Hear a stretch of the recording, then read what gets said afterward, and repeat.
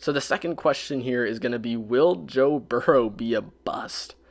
An interesting question because there have been a lot of times in history, Johnny Manziel, Ryan Leaf, you look through history, Jamarcus Russell, all these players that were insanely hyped up and ended up being next to nothing in terms of NFL production.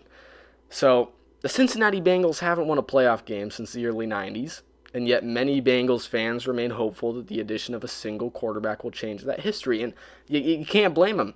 They haven't had a solid playoff run for over 2 decades, so you can't really blame them for really just grabbing onto any inch of hope they can find. And now that Andy Dalton's gone, they need a quarterback. Andy Dalton wasn't doing it for them in the first place. He wasn't taking that team to the next level, and they're really hoping that Joe Burrow can do that, and you can't really blame them for it. They're a hopeful fan base and organization.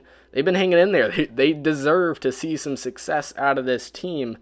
Because you look at this team, they've made the playoffs 7 times within the last 16 years under Marvin Lewis. They made the playoffs 7 times. They lost all those playoff appearances, one and done each time. 0-7 playoff record in the last 16 years. So they deserve a quarterback and get them past that first round. Now, the last time the Bengals chose a quarterback with a first-round selection was in 2003, in which the Bengals chose to pick Carson Palmer. So clearly the problem with the Bengals doesn't seem to be quarterback draft busts. Because in order to really determine whether Joe Burrow is going to be a bust, we need to figure out what the problem within the Bengals organization is. What's holding them back from making a legit playoff run?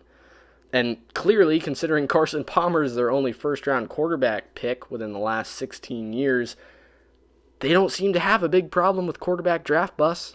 Early quarterback draft busts, that is. And their only second round, I think, quarterback pick was Andy Dalton, who ended up being a solid starter for a while. So again, clearly the problem with the Bengals is not quarterback draft busts. So after that, you got to look towards the coaching department. And if that stands as the blockade between the Bengals and a championship, you see, Marvin Lewis held the coaching job for a staggering 16 years, despite only having just over an 500 overall record.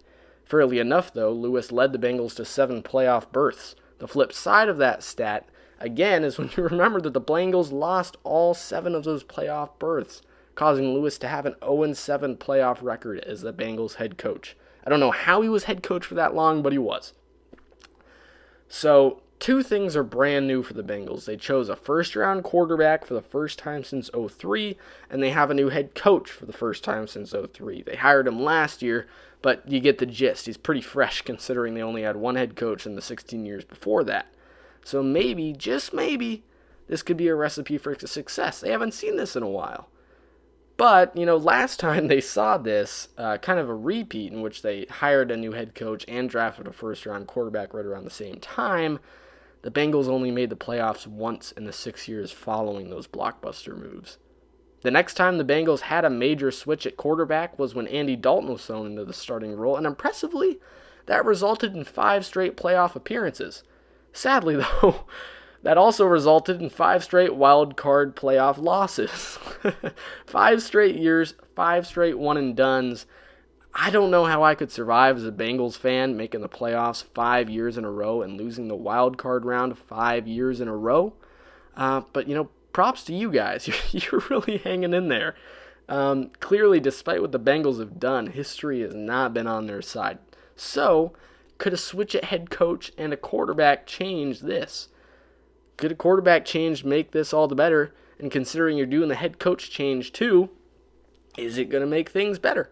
So let's look first.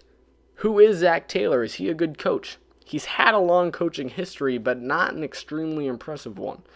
He's never been a head coach of an NFL team or even an offensive or defensive coordinator if you exclude one season as the interim offensive coordinator for the 6-10 Miami Dolphins of 2015. Now, he's had stints with both the Dolphins as well as the Rams as a quarterback coach, and this may be the most important factor as to why the Bengals hired Taylor, maybe to develop the next man up, which is Joe Burrow, and granted they didn't know they were drafting Joe into 2019, but I'm sure the map of the future had been laid out for Taylor to succeed with a young quarterback prospect. So, off of that, Zach Taylor might not have been the answer in the head coaching department. He's only been with the team a year. He didn't really have a solid team. Didn't draft a new young quarterback last year. So you got to give him another year or two to really see if he's the man. So now let's look to Joe Burrow. Is Joe Burrow going to be a problem, or is he going to be a solution? Burrow was a projected 6th round pick before the 2019 college season, in which Burrow led LSU to a national championship. One thing we have to remember is that Burrow was surrounded by solid talent at LSU. I'm not saying this to downplay Burrow, but I just want you to keep that in mind when you compare LSU to the Bengals. In the 2018 season, in which LSU finished with a 10-3 record, Burrow was aided by a solid defense led by Grant Delpit, Devin White, and Greedy Williams, and offensively the team feasted on a strong run game with 29 total rushing touchdowns compared to only 17 passing touchdowns.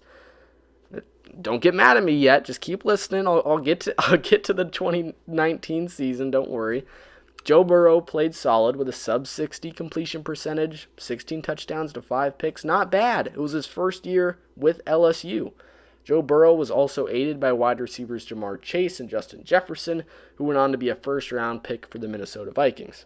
Now, the following season, after Joe Burrow kind of got comfortable with LSU with Coach O, he gets comfortable there, and the next year, Joe Burrow's impact and really just his role with the team improved, and LSU dominated in return. A correlation that cannot simply be a coincidence. LSU began the year ranked 6th in the preseason AP poll and were projected to finish in 2nd in the SEC West behind Alabama.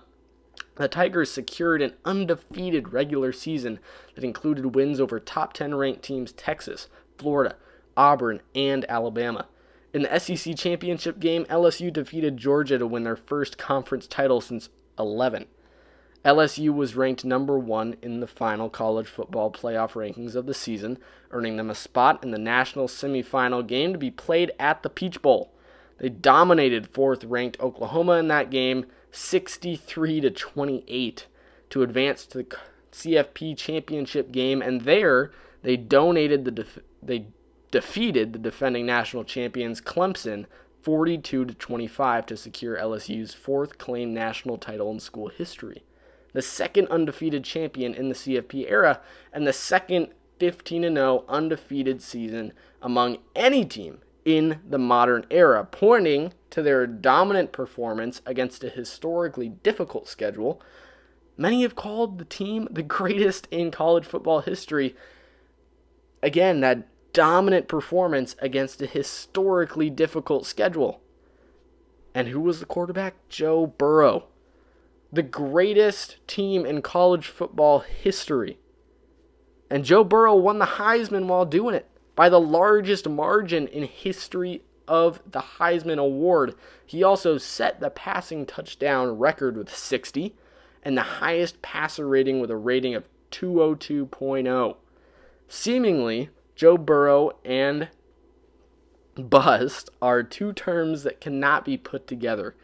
If there was any quarterback in NFL history to put your money on, despite the fact that it was only really 1 year of stardom, it has to be Joe Burrow. Following the 2019 season, again, despite any season beforehand, Joe Burrow set himself up as a diamond prospect that simply cannot be ignored. Joe Burrow will, like I said earlier, he's going to face a tough challenge adapting to a bad O-line and following having the best O-line in college football, as well as overall a young team accustomed to losing following a 2-14 season. That's going to be hard for Joe Burrow. And it's a fair question to ask whether or not Burrow can stand up to the greatest challenge of his career. But no matter what happens, no one can blame the Bengals for drafting him number 1 overall. And frankly, I don't think they'll ever come close to regretting it. Again, if there was any quarterback as a general manager that you can take a number 1 pick and say, I don't see a single way that this backfires, it's Joe Burrow.